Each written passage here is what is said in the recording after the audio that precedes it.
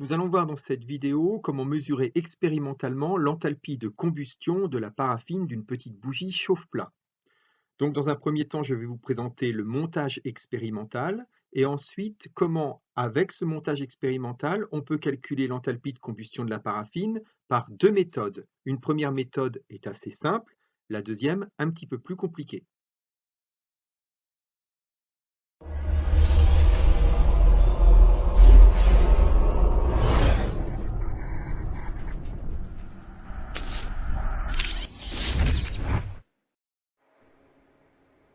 Nous avons ici le montage pour mesurer expérimentalement l'enthalpie de combustion de la paraffine qui compose cette petite bougie chauffe-plat ici. Pour faire cette expérience, vous avez besoin d'une balance, d'un bécher en pyrex, d'eau, bien sûr d'une bougie chauffe-plat, de papier d'aluminium, d'une sonde de température qui va plonger dans notre liquide. Ici, c'est un thermocouple de type K qui est relié via un transmetteur à une interface d'acquisition.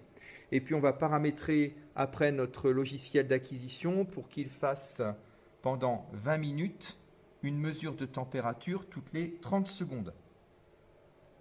Donc, il faudra être vigilant sur les points suivants. On veut, nous, en fait, que toute l'énergie dégagée par la combustion de la bougie serve à élever la température de l'eau et du récipient. Donc on ne veut pas qu'il y ait des pertes. Donc voilà pourquoi on a mis ici une petite protection pour éviter qu'il y ait des courants d'air et que il y a de la chaleur qui soit finalement non canalisée vers notre système. Et puis ce qui sera bien, c'est que après, une fois que tout le montage est en place, on emmaillote en fait notre bécher avec de l'aluminium pour vraiment que toute l'énergie de la bougie soit canalisée vers notre système. Alors il faut faire attention de à la fois bien protéger, mais ne pas étouffer la bougie. Il faut que l'air puisse circuler quand même pour qu'il y ait une bonne combustion.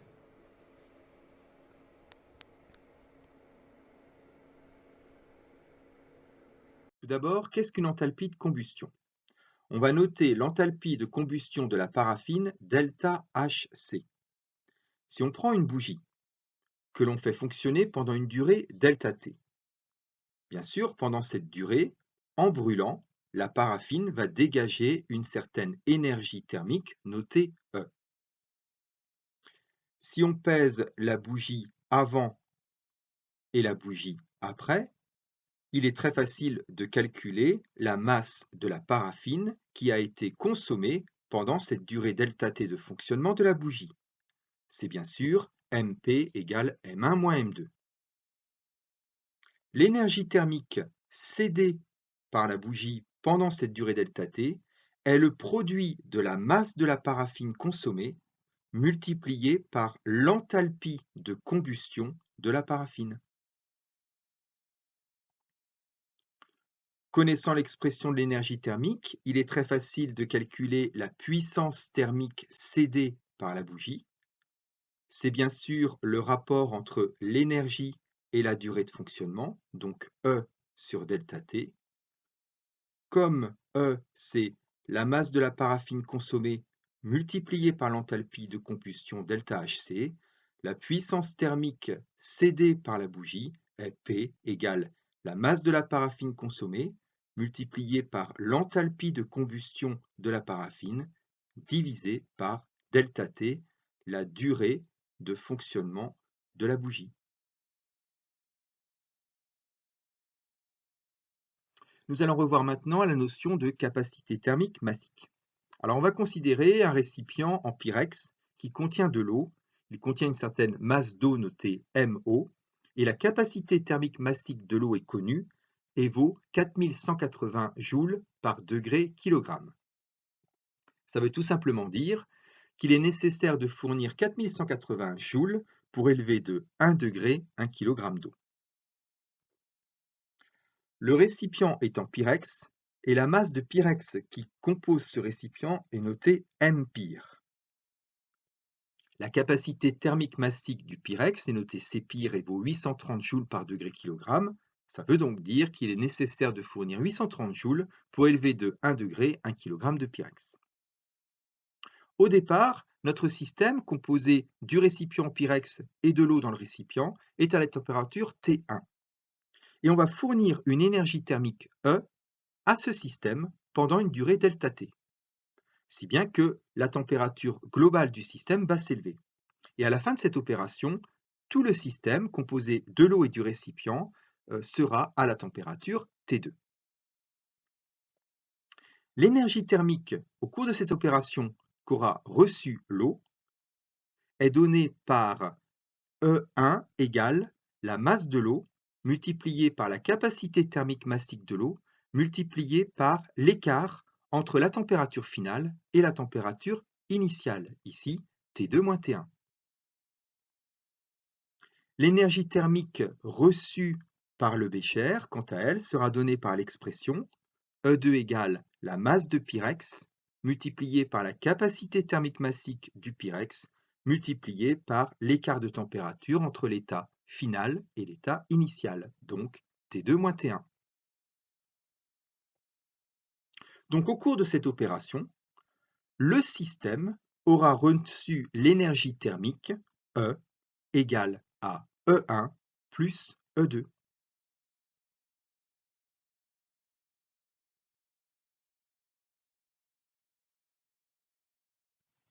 Avec le montage qui a été présenté au début de cette vidéo, concrètement, pour déterminer expérimentalement la valeur de l'enthalpie de combustion de la paraffine, on peut utiliser deux méthodes. La première méthode exposée ici est très simple. Au départ, notre système, composé d'eau et du récipient, est à la température T1. On utilise une bougie qu'on allume pendant une durée ΔT. La bougie, pendant 20 minutes, dégage de l'énergie thermique. Cette énergie thermique est récupérée par le système. Le système s'élève en température. À la fin, tout le système est à la température T2. Donc ici, on a juste à mesurer deux températures. La température au départ et la température après 20 minutes de chauffe. Pendant ces 20 minutes, il va y avoir une certaine masse de paraffine qui va brûler. Et donc la bougie, pendant ces 20 minutes, qu'est-ce qu'elle aura fait? Elle aura donné au système une énergie thermique qui vaut la masse de la paraffine multipliée par l'enthalpie de combustion de la paraffine. Pendant cette durée de 20 minutes, l'eau, elle, aura reçu l'énergie thermique MO, T2-T1. Le récipient Pyrex, lui, aura reçu l'énergie thermique, masse Pyrex, multipliée par C Pyrex, multipliée par T2-T1. Donc, tout le système aura reçu l'énergie thermique E2 plus E1. Oui, mais d'où vient cette énergie? Elle vient de la bougie. Comme rien ne se perd, rien ne se crée, en fait, l'énergie cédée par la bougie, si on considère qu'il n'y a pas de perte, bien sûr, elle est récupérée par le système. Donc on a E1 plus E2 qui est égal à MP multiplié par delta HC. Et dans cette équation, on connaît tout sauf delta HC. Donc c'est très facile de trouver la valeur numérique de l'enthalpie de combustion de la paraffine avec cette méthode.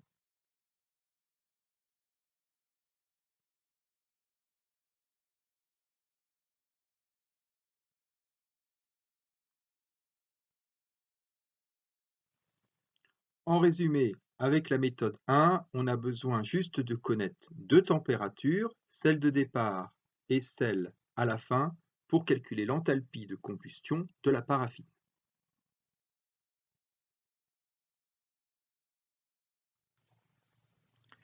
La méthode numéro 2 est un petit peu plus subtile.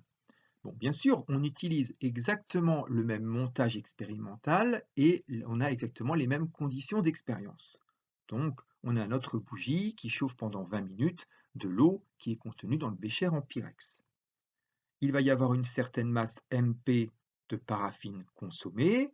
Donc, il est très facile de donner l'expression de l'énergie thermique cédée par la bougie et de donner l'expression de la puissance thermique de la bougie pendant cette expérience. C'est la masse de la paraffine consommée multipliée par l'enthalpie de combustion de la paraffine divisée par ΔT, le temps d'expérience. Ce que l'on va exploiter en revanche, c'est le fait que l'on a un système d'acquisition qui mesure régulièrement, pendant 20 minutes, la température du système. On a donc la possibilité d'avoir l'évolution de la température du système au cours du temps. Au départ, le système est à la température T1 et puis régulièrement, au cours des 20 minutes, on prend des points de mesure. À la fin, lorsque les 20 minutes se sont écoulées, le système est à la température T2. Dans la méthode précédente, on avait uniquement utilisé le premier point de mesure et le dernier point de mesure, T1 et T2. Ici, comme on a un ensemble de points de mesure, on va essayer de trouver une droite mathématique simple qui modélise l'évolution de notre nuage de points expérimentaux. On va donc essayer de trouver la droite de tendance de nos points expérimentaux. Le logiciel peut très facilement trouver l'équation de cette droite. Et si on se place à un instant quelconque où un temps t s'est écoulé, la température correspondante du système sera notée T de t. Mathématiquement, il est simple de voir qu'en fait, la droite bleue a pour coefficient directeur T de t moins T1 divisé par T. Maintenant, on va parler généralement en se déplaçant sur cette droite bleue, finalement, qui est l'évolution moyennée de tous nos points de mesure. Si un temps t secondes s'est écoulé, la température de notre système est notée T de t. Donc, on part de T1, un temps de t secondes s'écoule, notre système est à T de t. Pendant ce temps t, l'eau et le bécher auront donc reçu l'énergie thermique MeCO plus Mpire fois Cpirx fois la température à cet instant T moins la température initiale T1, donc T de T moins T1. Bien sûr, l'eau et le bécher auront donc reçu une puissance thermique qui vaut E sur T, d'où l'expression que vous voyez ici. Or, quand on écrit l'expression de la puissance, MECO plus Mpire fois Cpirx, on a à la fin multiplié par T de T moins T1 sur T. Or, T de T moins T1 sur T, c'est le coefficient directeur de notre droite de tendance, que l'on connaît, noté K.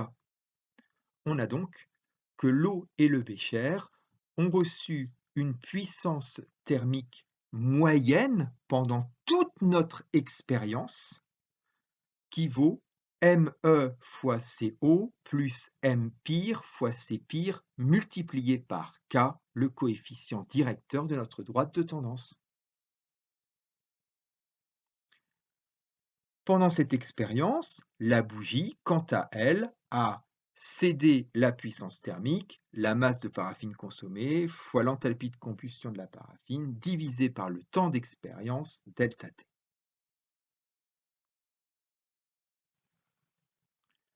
L'eau et le bécher ont reçu cette puissance thermique qui vient d'où? Qui vient de la bougie qui, elle, a cédé cette puissance thermique. On a donc égalité entre les deux expressions. Et on a donc l'expression de l'enthalpie de combustion de la paraffine, qui vaut la masse de l'eau fois la capacité thermique massique de l'eau, plus la masse du pyrex fois la capacité thermique du pyrex, le tout multiplié par le coefficient directeur de la droite de tendance qui modélise votre nuage de points expérimentaux qui ont été pris pendant les 20 minutes d'expérience, multiplié par le temps de l'expérience, divisé par la masse de la paraffine consommée. Et cette fois-ci, ce delta HC a été calculé en tenant compte de tous vos points de mesure.